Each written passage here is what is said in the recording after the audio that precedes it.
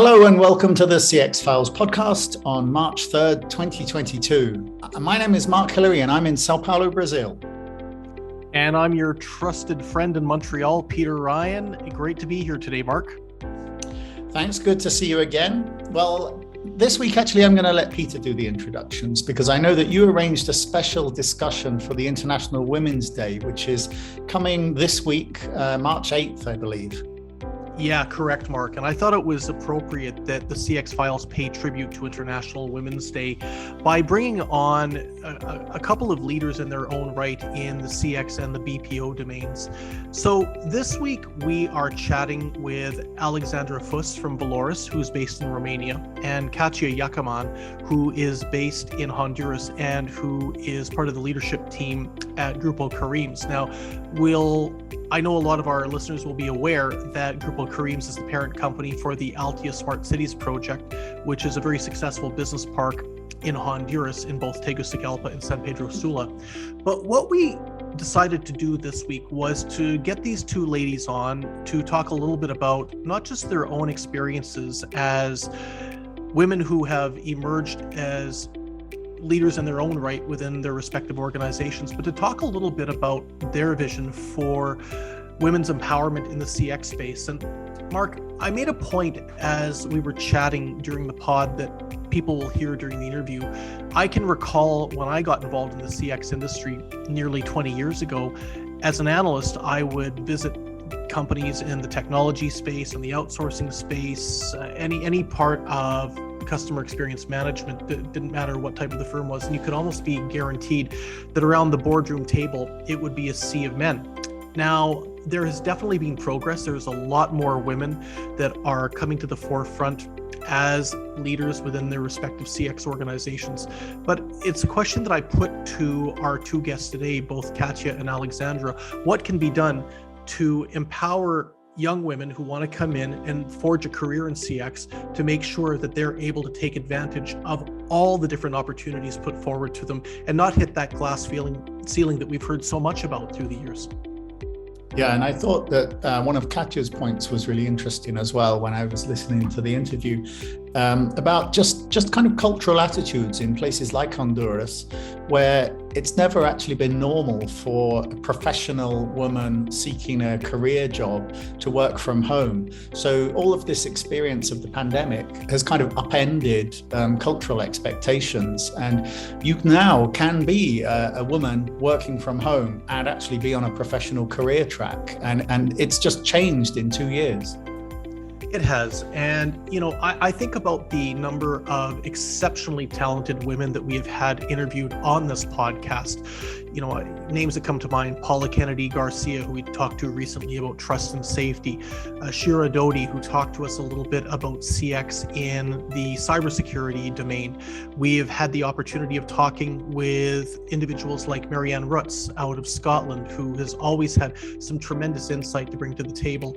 And I think it's a capstone as we go into International Women's Day next week to have both Alexandra and Kathia provide their thoughts about what it's been like, both of whom have been with their organizations well over a decade. Alexandra got her start as an agent within Valoris. Kathia has been working with the Altea Smart Cities project that caters to the CX industry now well over 10 years. And I would say it's worth calling out, going back to what we were saying about Kathia, that she has been able to put together a team that works for her of an exceptionally talented young women, all of whom have come out of university and have found an opportunity to thrive and to fulfill their careers in the Grupo Karim's function. And again, I think that it speaks volumes to the ability, if an organization is willing to be proactive in this regard, to make sure that the empowerment of women in the CX workplace is definitely not just a possibility, but a reality.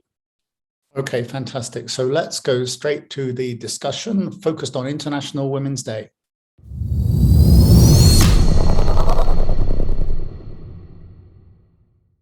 It really wouldn't be appropriate if the CX Files didn't pay tribute to International Women's Day, which is on the 8th of March. And we're very fortunate to do so today by bringing in two ladies who have really, I think, been able to shine over the course of an extended period of time in the outsourcing and the customer experience realm. We're delighted to be joined today from Romania by Alexandra Fus, who is with Valoris as an operations manager, and by Kathia Yacaman with Grupo Karim's in Honduras. It's great to have you both on the podcast. Thanks for taking some time. Thank you, Peter, for inviting us. It's a pleasure. Thank you. Likewise. Well, the pleasure is all mine. And let me just say, to put some context as to where we are as we look to celebrate International Women's Day in the context of CX and outsourcing, I can recall when I first got involved in this industry nearly 20 years ago. And if you were ever to walk into the boardroom of a company that was involved in the customer experience space, whether a tech firm, whether an outsourcer or otherwise, you could be pretty certain that it would be almost exclusively a group of men around the boardroom table. Now, the good news is that I've seen this progressing over the course, really in a pronounced way, of the last 4 or 5 years. There's a lot more women who are getting involved at a strategic level, but I think that the movement is probably a bit slow, and that there's a lot more that could be done. So that's the way I'd like to frame our chat today in terms of what we can do. But a good starting point would be maybe with you, Alexandra, if you can talk a little bit about, from your own experience working as an agent in the contact center space, as you progress your career, what are some of the challenges that you've observed that women face in the domain of moving ahead in customer experience management? Well, Peter, I've been working in this industry for more than 15 years, and I've started as an agent, and I've worked for approximately 2 years, both inbound and outbound. I've actually tested all the services that a BPO can provide. The main challenge back in those days were that you really needed to understand the customers that you were working on. You really needed to understand their industry in order to deliver and in order to perform. So this was actually a very big challenge back at the beginning, because you just had a script maybe or a procedure, and then you just needed to deliver some leads or some sales or just solve a customer situation without having access to that many information. Okay. Just to put it like a summary. Yeah, no, absolutely. Absolutely. And were there any specific areas that you think that women faced in terms of being able to get ahead in the workplace back in the day when you started in 2007 that you've observed perhaps change over the course of the past few years, where there's more opportunities to move forward and make CX a career like you have? Well, I'd say that there were always challenges in terms of, going over or growing onto the ladder of achievements and positions in the company. I wouldn't say that there were differences, because honestly speaking, this industry, although as every industry has its pros and cons, this industry has always valued numbers, has always valued performance, no matter from where it came. No matter if you were a woman or a man, or no matter the color of your skin. However, I would say that something that would need to be improved, that needed to be improved and still needs to be improved, is the fact that us women need to balance a lot of things in our lives. Even if we have families, even if we are young, even if we have kids or not, we still have to be super multitasking and need to balance all these things compared to, let's say, other colleagues in our company. So that makes us, just to conclude my statement, that makes us more adaptable, more flexible than any other, colleague or coworker we have in our companies. Got it. And thank you for that. Now, if we're talking about organizations that have been very flexible and adaptable when it comes to incorporating women who are looking to make a career, Kathia, I have to say that Grupo Karim's really is a standout for me. You and I have known each other well over a decade now, and I've always been thoroughly impressed at the extent to which your organization, which effectively is a series of business parks for the contact center industry, has within the scope of its administration and its strategic team been able to recruit some of the most dynamic, some of the most intelligent, and some of the most strategically focused ladies I've had the chance to come across in Latin America. What's been the secret sauce that Altia and the Grupo Karims has incorporated to be able to really reach this point where you've been able to recruit and retain some really top female executives like yourself? Thank you, Peter. Yes, I think a lot has to do. Grupo Karim's, we basically started the outsourcing industry in Honduras. So the first BPO came to Honduras because of us, really, because of our promotion or promotion of Honduras as a BPO destination. And to be honest, we've done a lot of work marketing the industry, because at the beginning, a lot of people really didn't even know over 12 years ago what a call center was, what a BPO was. And I'm talking not even the people that were applying for the jobs, the media, even the government, right? And so there was a lot of there was a lot of education, a very high educational component in the country that we had to do. And I can say we've done a pretty good job. Most of the people that are now operating in our projects in particular, we have generated over 15,000 jobs. I can say it's almost 50-50, male and female.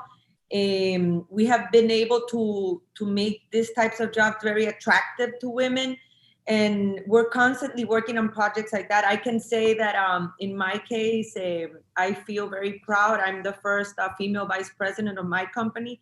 So that speaks very highly as well of our management team, and all of my team, which I know, Peter, you have met. They're all women, right? Yep. Nothing personal against anybody, but all my team, they're girls, and they've been a lot of them have been with me over 8 years now. So we have a very strong and solid, empowered female team that I could say they are really the experts on this industry, really here in Honduras. And we're always constantly, when we do everything to promote the industry, we're always trying to make it in a way so this can be attractive for both men and women. And actually, many technology jobs now are mostly male, right? Like a lot of women don't like these types of jobs. And actually, we're now working on a new program. So we're constantly innovating, right? So we're working on a new program, everything, the future of work, how things are changing, coding, a lot of STEM related careers. So we're trying to promote a lot of programs, and actually there's a lot of funding now for training programs specifically for women in tech. So we're also trying to promote this. And so as Honduras moves into higher tiers of exporting of services, we're constantly pushing for women to gain more access into these types of jobs. Okay, cool. Well, Alexandra, let's flip it back to you. In your opinion, what are some of the types of elements that a BPO or a CX company needs to do to be more attractive to new recruits, to new women who are looking to enter the workspace in perhaps forging a career in customer experience? What can be done to adapt the roles in order to make sure that, as you were saying, that level of flexibility they have to balance perhaps a career and a family is going to be a little bit more apropos? So I'd start by saying that the pandemic, these 2 years of the pandemic, have provided us with a valuable lesson in terms of working location and in terms of attracting talent. So basically, I'd say that the biggest conclusion after these 2 years is that you don't need to tie a person to a desk in order to have valuable employees, in order to perform, and in order to be successful as a company. That being said, I'd say that differentiator in the recruitment market in the BPO industry would be the perks related to flexibility of work, related to flexible hours, and of course, benefits in regards to supporting kindergarten, perhaps supporting leisure activities, and also supporting mental health, which we all know that after these 2 years is a topic that has developed consistently. So these basically would be some very important differentiators in the market, right? And the companies that will provide a complete package on this, for sure, would have an advantage. Okay, and that I think raises a really good point, Kathia, in terms of companies like Grupo Karim's being flexible and adapting to changes in the workplace. Kathia, what do you see as the risks for an operator, whether it's an in-house provider or an outsourcer, that decides they want to do things the way they've always been done, that they don't want to accept the fact there's going to be changes? What are some of the risks that they'll be taking on if they don't adapt to perhaps the new approaches that are required to bring more women into not just the workplace, but to move women into executive roles like the two that both you ladies are undertaking right now? Yes, I think this is a very valued statement, and really things, I agree with Alexandra, things have changed a lot in the workforce with the pandemic, just in terms of flexibility, right? I don't know, in Honduras, it's not very customary for people to work from home. It hasn't been something very cultural, right? That people are allowed to work on their own time and just produce based on the results, right? Not being in person in an office with their boss right there. That's not very typical. But I think now, especially in the BPO industry, I think that has changed a lot with the pandemic, and definitely this opens up for women to have more flexibility, where they can work from home as well, and I think now even some people, I think when the pandemic hit, I always was we didn't know really, right, how things were going to evolve for our industry. It was sort of a surprise as things started changing. And I know this is very geographically different, right? It impacted different geographies in different ways. In our case, I think it was really positive. A lot of people started seeing nearshore, as they call us, since we're very close to a U.S. market, as a more important location, because they just... I always say we got like the crumbs from Asia, but now I think people are seeing, right, that that they need to piece up that pie a little bit more. And now I think a lot of people, they don't want to work in an office space, but there's also unique collaboration, right, for learning as well. So sometimes being in the office is really important, but more importantly, what I think that this has shown us is that in the case of Honduras, for example, the industry can grow both ways, right? So I've had some of my clients which have actually grown because now they have some from home, but some of the work that needs to be in an office space is in an office space. So they have been able to grow in a location doing both, because some clients, because of the type of work that you're doing, it needs to be in brick and mortar, right? It can't be from home. So I think that has opened a lot of doors, and definitely, and I feel now in the case of Honduras, Honduras has always been a very male-oriented management country, right? We just had our first female president ever, and now we're starting to see more women in management positions.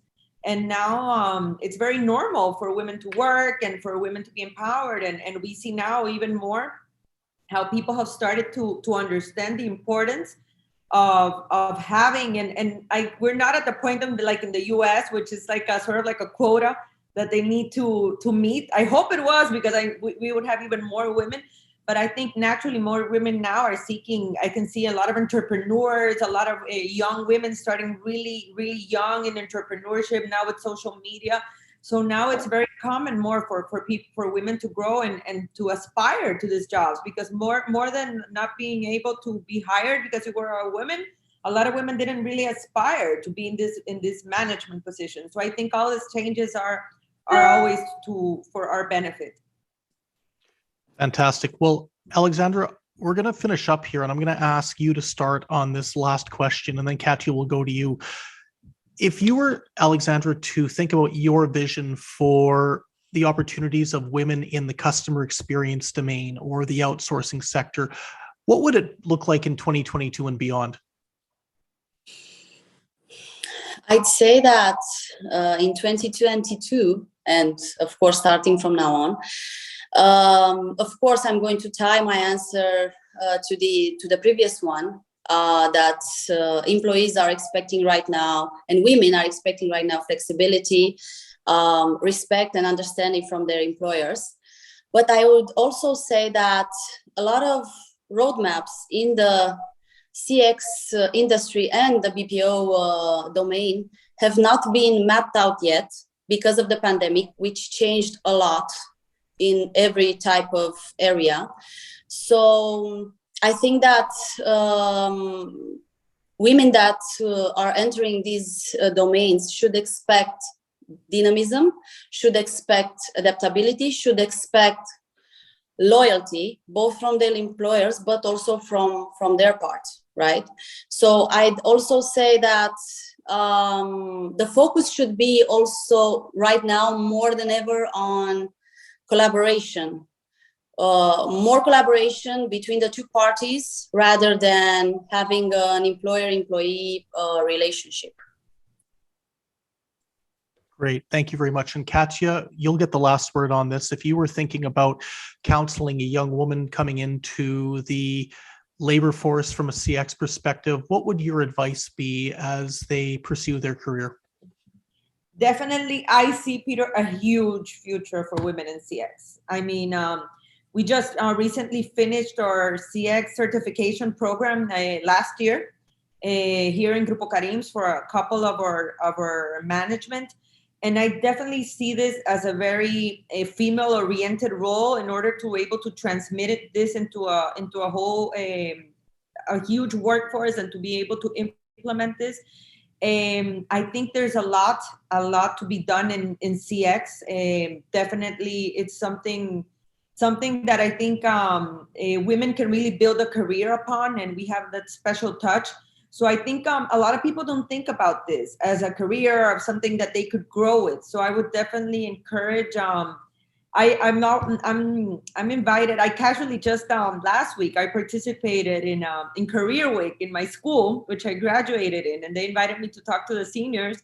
And it was a female empowerment speech. So it was all the senior girls, you know, and I was so amazed. They were asking so intelligent questions. They were asking about how we could help all the women in, for example, in the poorer sections of Honduras. They were asking all of these intelligent questions, right? And I really just that's the future. I mean, I was telling them, you girls are the future. The way you're gonna raise your children, the way you're gonna empower men, your kids, when you have kids, to think differently about women since they are smaller.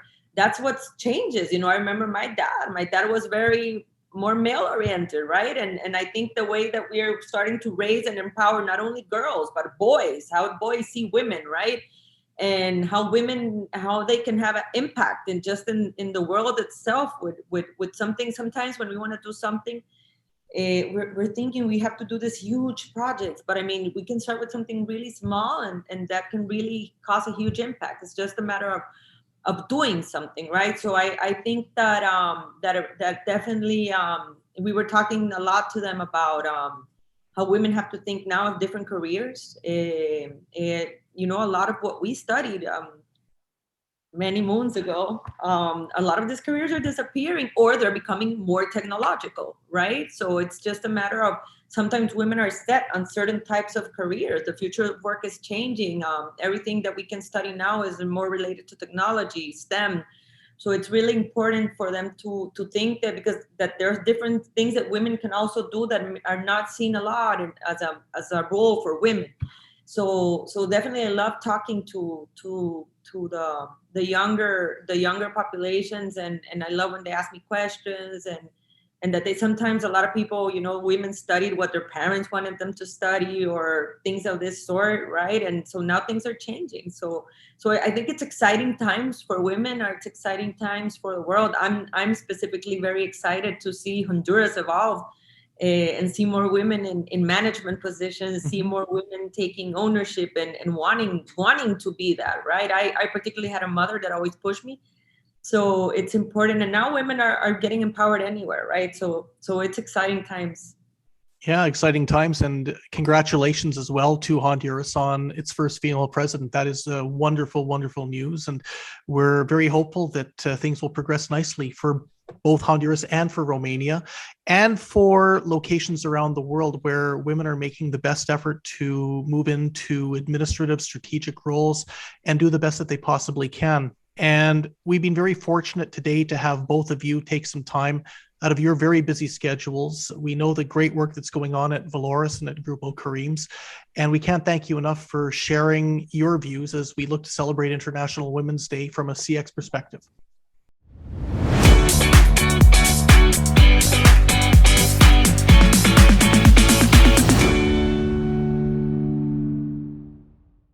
Thanks for listening to the CX Files podcast. We really appreciate your feedback and suggestions. You can reach myself, Mark Hillary, or Peter Ryan via LinkedIn. Please also leave a rating or review on your favorite podcast provider, as that helps more people to find us. As always, we'd like to thank Chris Haig at Traction Media for the CX Files graphics. See you next week.